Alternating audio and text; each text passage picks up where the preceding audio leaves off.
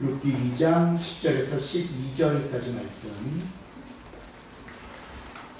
룻이 엎드려 얼굴을 땅에 대고 절하며 그에게 이르되 나는 이방 여인이거늘 당신이 어찌하여 내게 은혜를 베푸시며 나를 돌보시나이까 하니 보아스가 그에게 대답하여 이르되 내 남편이 죽은 후로 내가 시어머니에게 행한 모든 것과 내 부모와 고국을 떠나 전에 알지 못하던 백성에게로 온 일이 내게 분명히 알려졌느니라.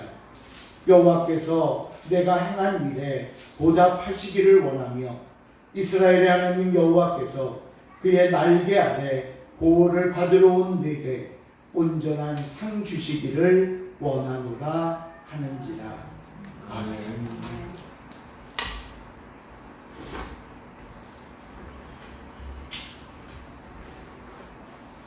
힘들게 돌아간 고향에서 나오미와 룻을 기다리고 있던 것은 사람들의 냉대와 조롱이었습니다.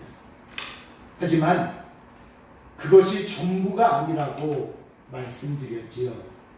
사람들의 반응이 어떻고 세상의 평가가 어떠하던 간에 죄를 끊고 죄의 자리에서 떠났다는 것은 하나님의 은혜와 축복을 받을 수 있는 첫 걸음이라고 말씀드렸습니다. 그래서 우리가 앞으로 룻기를 통해 살펴봐야 할 내용이 뭐라고 말씀드렸습니까?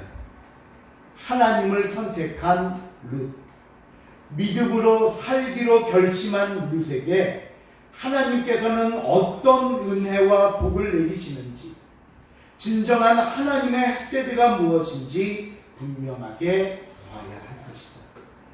여러분, 왜 이렇게 분명하게 보여주시는 것일까요? 저와 여러분도 그렇게 살다. 아니, 반드시 그렇게 살아야 한다고, 그것만이 하나님의 자녀라면, 하나님의 백성이라면 하나님 앞에서 참된 삶이기 때문입니다. 이제 본격적인 하나님의 은혜를 살펴보도록 하겠습니다.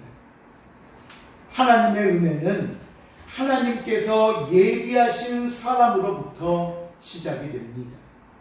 본문 1절을 보시면요, 거기에 이렇게 나옵니다. 나오미의 남편 엘리멜렉의 친족으로 유력한 자가 있으니 그의 이름은 보아스더라. 그동안 나오미와 룻을 중심으로 진행되던 이야기에 오늘 처음 보아스라는 이름이 나옵니다.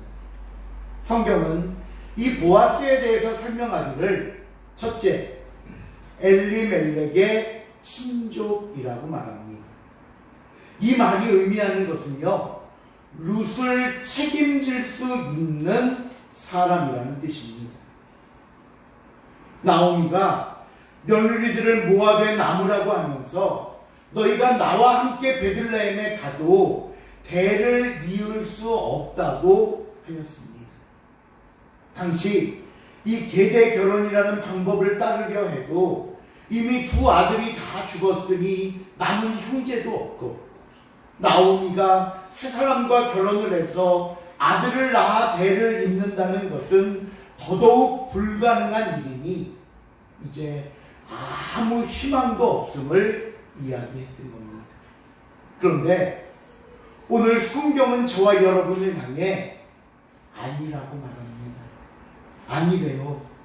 나오미의 눈에는 대를 이을 희망이 없어 보이는 게 맞지만 그것은 우리의 생각에서 나온 결론뿐이랍니다. 그러면서 하나님에게는 하나님의 방법이 있다는 것을 바로 보아스를 통해 말씀하고 계시는 겁니다. 엘리멜렉의 친족 보아스가 있더라. 둘째, 보아스를 가리켜 유력한 자라고 말씀합니다. 이 유력하다는 말이 여러 상황에서 다른 의미로 쓰이지만 오늘 이 상황에서는요, 바로 재력가라는 의미입니다. 돈 많은 사람, 풍성한 사람. 그러니 보아스는 룻을 책임질 수 있음을 성경은 1절에서 설명합니다. 자, 그렇다면 이제 다음 문제는 뭘까요? 보아스와 룻이 어떻게 만날 수 있을까 하는 겁니다.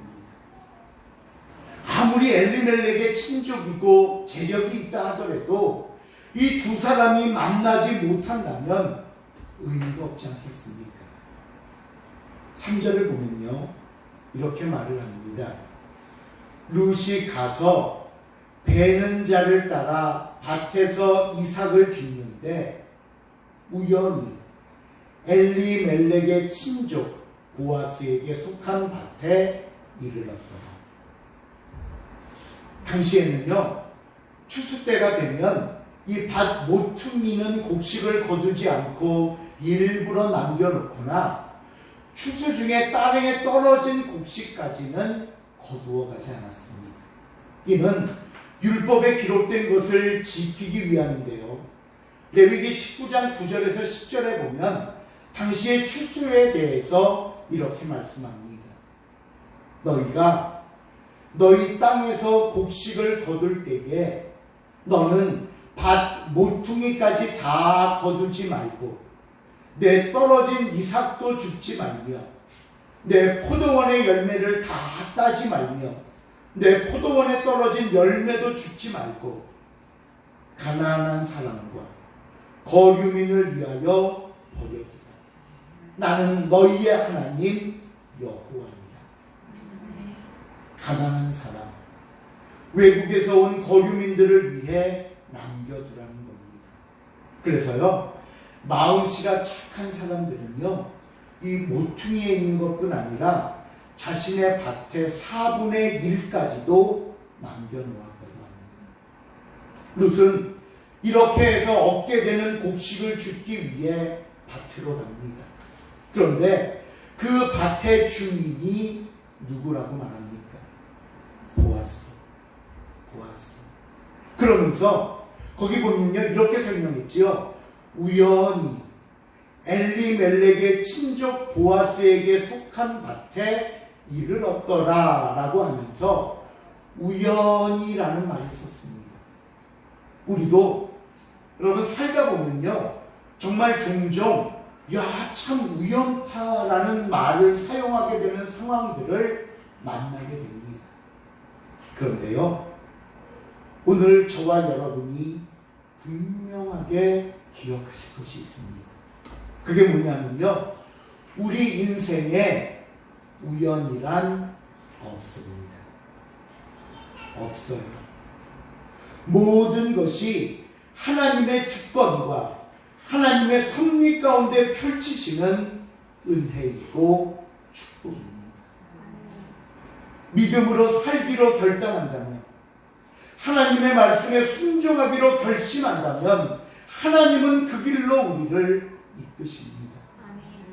하나님이 예비하신 은혜와 축복의 길로 인도하시는 겁니다. 그 증거가 뭐라고요?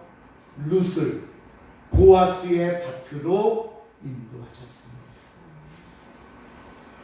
룻과 보아스가 만나야 되는데 룻을 보아스의 밭으로 인도하셨어요. 그러면 이제 누가 남았죠? 보아스가 나타나야 될 거 아니에요. 아무리 룻이 보아스의 밭에 있으면 뭐해요?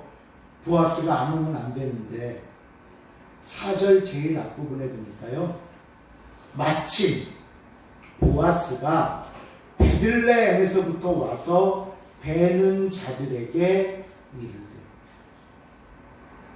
아까 룻에게는 우연이라는 말을 썼고 지금 보아스에게는 마침이라는 말을 썼지만 결국 이 두 말 안에는 지금 누가 일하고 계시다는 것을 보여주는 겁니다.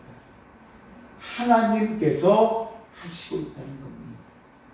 하나님께서 룻에게 그 밭으로 가라고 하셨고 하나님께서 보아스에게도 룻이 그 밭에 있을 때 그곳으로 가라고 하셨습니다. 왜요? 두 사람이 서로 만나야 본문 5절을 볼까요? 보아스가 배는 자들을 거느린 사원에게 이르되 이는 누구의 소녀냐 하니 보아스가 룻을 받습니다. 그리고는 그 종들을 총괄하는 사환에게 묻습니다. 저 여인은 누구냐? 못 본 여인이 있는데. 그러자 사환이 6절에 이렇게 대답하지요. 나오미와 함께 모압 지방에서 돌아온 모압 소녀입니다. 그러면 보통은요, 아 그래? 뭐 왔대더니 저 소녀가 그 며느리구나 하고 그냥 지나칩니다. 좀 더 특별한 상황이라면 한 번 더 보기는 하겠지만 그 주인이 곡식을 줍는 이방 여인에게 관심을 가질 필요는 없었습니다. 그런데 보아스는 달랐습니다. 룻을 불러서는 이렇게 말합니다. 본문 8절을 한번 보세요. 8절에 보니까요. 보아스가 룻에게 이르되 내 딸아 들으라. 이삭을 주우러 다른 밭으로 가지 말며 여기서 떠나지 말고 나의 소녀들과 함께 있으라. 보통 이삭을 줍는 사람들은 한 곳에만 있기도 눈치 보이고 하니까요. 떨어진 곳들 또 남은 이삭들을 찾아다니면서 이곳 저곳 옮겨 다니곤 했습니다. 하지만 룻에게는 그러지 말고 계속 이곳에 있으면서 이 밭에서 주우라고 말합니다. 그 다음 9절에서는요. 그들이 베는 밭을 보고 그들을 따르라. 내가 그 소년들에게 명령하여 너를 건드리지 말라 하였느니라. 목이 마르거든 그릇에 가서 소년들이 기러온 것을 마실지니라 하는지라. 다른 사람이 해치지 못하도록 막아주었고요. 목이 마르면 일꾼들을 위해 음료수를 냉장고에 넣어놓듯 물을 빌어놨지만 이삭을 줍는 사람들은 그 물을 마실 수 없었습니다. 일꾼들을 위한 거니까. 그런데 룻에게는 그 기러운 물을 마시게 합니다. 자, 여러분, 처음 본 사람인데 왜 이런 호의를 베풀까요? 그것도 이방 여인인 룻에게 이렇게까지 관대하게 은혜를 베푸는 이유가 뭘까요? 궁금하시죠?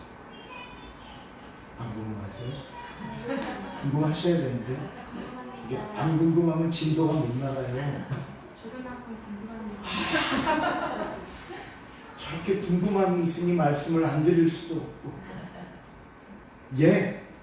근데요, 우리도 궁금하지만 우리보다 더 궁금한 사람이 있었어요. 누군지 혹시 아시겠어요? 왜 나에게 이렇게 잘해주지? 더 궁금한 사람. 본문 10절입니다. 룻이 엎드려. 시작.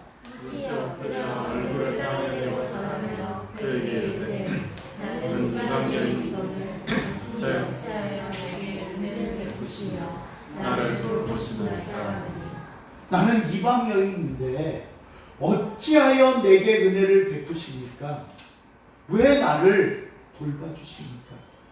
룻도 정말 궁금했습니다. 왜 나를? 왜 보아스가 그랬을까요? 그 이유를 보아스가 직접 대답하는데 11절입니다. 보아스가 그에게 대답하여 이르되 시작. 보아스가 그에게 대답하여 이르되 내 남편이 죽음으로 내가 주머니에 행한 모든 것과 내 부모와 고국을 떠나 전에 알지 못하던 백성에게로 오니 내게 분명히 알려졌느니라.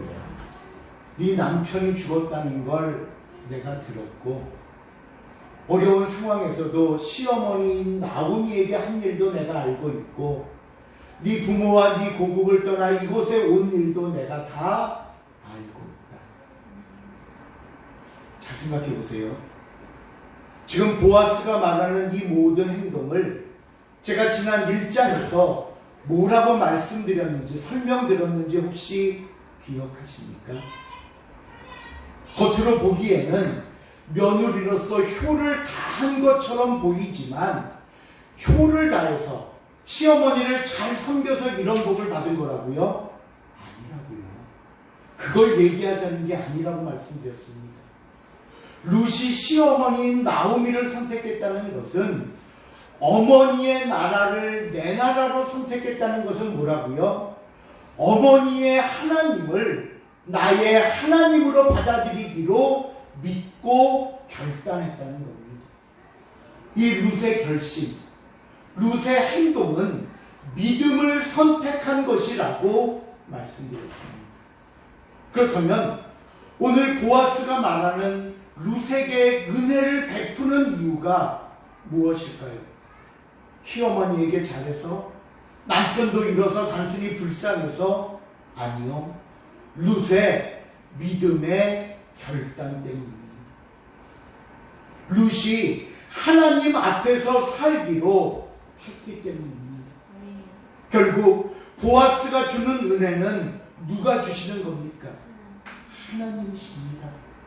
보아스라는 통로를 통해 베푸시는 하나님의 은혜이고 하나님의 햇색입니다. 그래서 보아스가 이어서 이런 말을 합니다.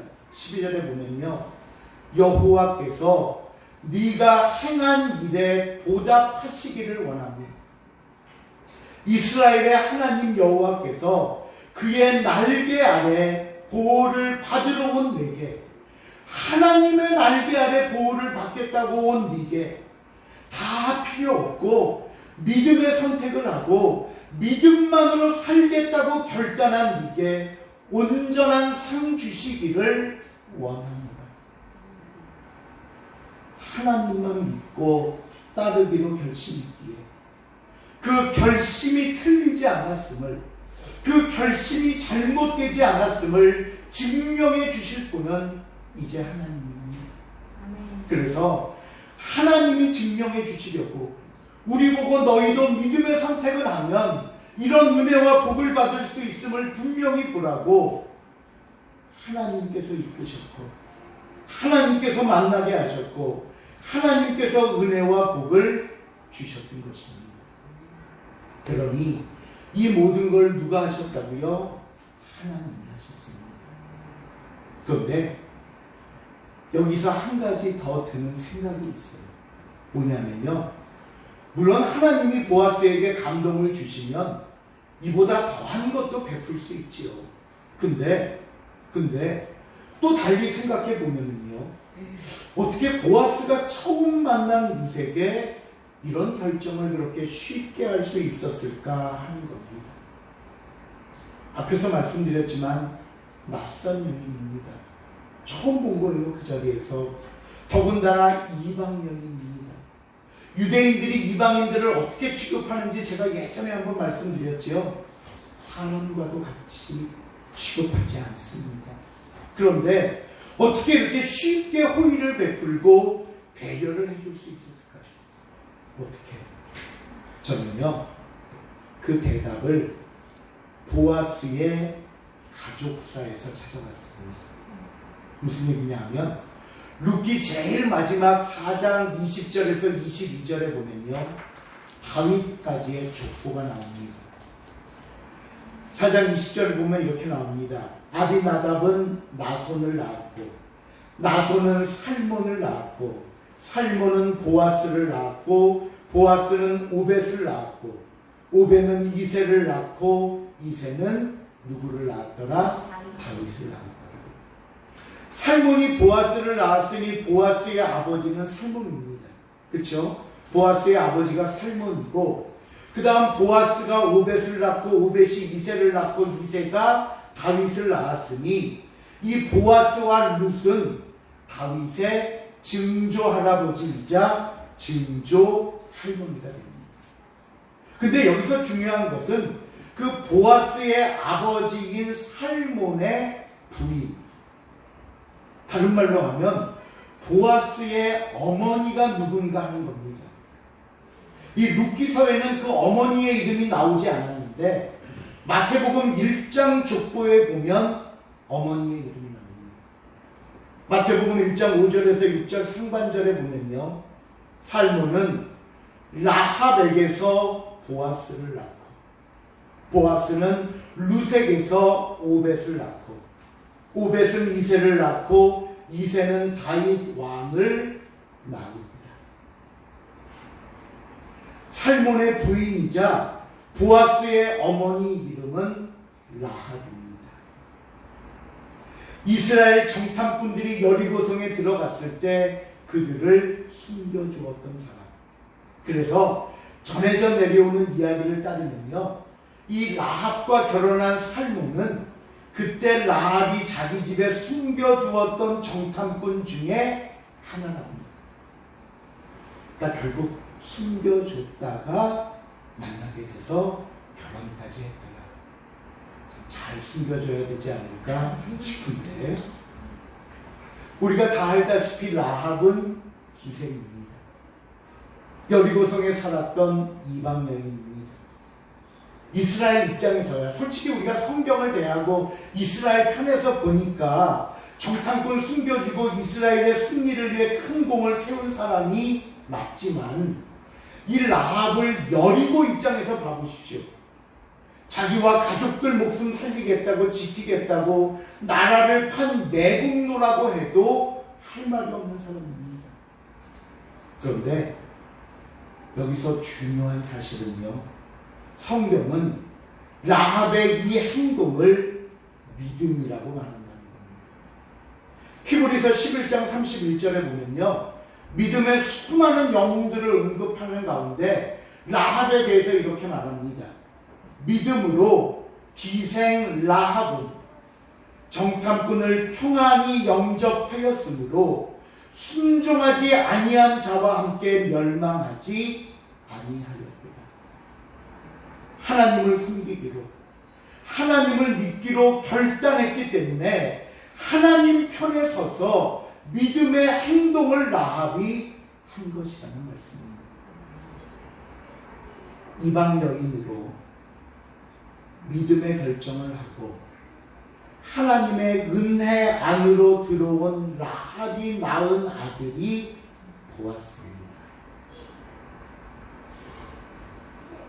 지금 이 보아스의 눈에 보이는 룻을 한번 생각해 보세요. 자신의 어머니와 너무나 똑같다는 생각을 하지 않겠습니까? 내 어머니 라합도 이방 여인이었다가 믿음의 결단을 하고 이곳에 들어와 살게 됐는데, 자신의 어머니와 같은 이방 여인으로 자신의 어머니처럼 믿음의 결단을 하고 자신의 어머니처럼 하나님만 믿기로 다짐하고 행복한 룻입니다. 그 어떤 여인, 그 어느 사람보다 보아스는 더 호감이 가고 더 은혜를 베풀고 싶지 않았겠습니까? 이것 또한 하나님이 이루신 결과임을 잊지 마시기 바랍니다. 룻은 보아스에게 이런 부탁을 합니다. 룻이 이르되, 내 주여, 내가 당신께 은혜 있기를 원하나이다. 하나님의 은혜는요, 하나님의 사랑, 하나님의 방법만을 통해 베풀어 주십니다. 오늘 저와 여러분이 위로를 얻을 것, 우리의 마음을 기쁘게 해줄 것 또한 하나님만을 통해서입니다. 이 시간 사랑하는 성도 여러분, 제발 세상 속에서 기웃거리지 마십시오. 죄를 통해 위로받겠다고, 죄를 통해 기쁨과 만족을 얻으려고 하지 마십시오. 그것은 더 큰 파멸과 하나님의 심판만을 불러올 뿐입니다. 말씀을 맺습니다. 오늘 보아스와 룻의 만남은 이 두 사람을 비롯해 저와 여러분의 삶이 항상 하나님 앞에서 이루어지는 삶임을 가르쳐주는 말씀입니다. 때로는 우리 눈에 하나님이 보이지 않더라도 저와 여러분이 깨닫든지 깨닫지 못하든지 우리의 모든 행동, 아니 우리의 생각까지도 하나님이 보시고 하나님이 하시고 하나님 앞에서 이루어지는 삶입니다. 여러분은 하나님 앞에서 어떤 일을 하고 계십니까? 하나님이 보고 계시는데 그 앞에서 어떤 일들을 하고 계십니까? 또 하나님 앞에서 어떤 일을 계획하십니까? 오직 하나님에게만 은혜를 받을 수 있습니다. 하나님이 베푸시는 핫세드만이 축복이 될 수 있습니다. 이 사실을 항상 기억하면서 코람대로 하나님 앞에서 사는 저와 여러분이 될 수 있기를 주님의 이름으로 부탁을 드립니다. 기도하시겠습니다. 하나님 감사합니다. 알게 모르게 우리의 삶 속에서 우리를 이끄시고 인도하시고 축복하시는 하나님의 모습을 우리가 깨닫게 하시고 하나님이 알고 계심을, 아니 하나님이 보고 계심을, 우리의 삶이 하나님 앞에 펼쳐지는 것임을 잊지 않게 하사 먹든지 마시든지 무엇을 하든지 오직 하나님의 영광만을 위해 할 수 있도록 도와주시옵소서. 감사드리오며 예수님의 이름으로 기도하옵나이다. 아멘.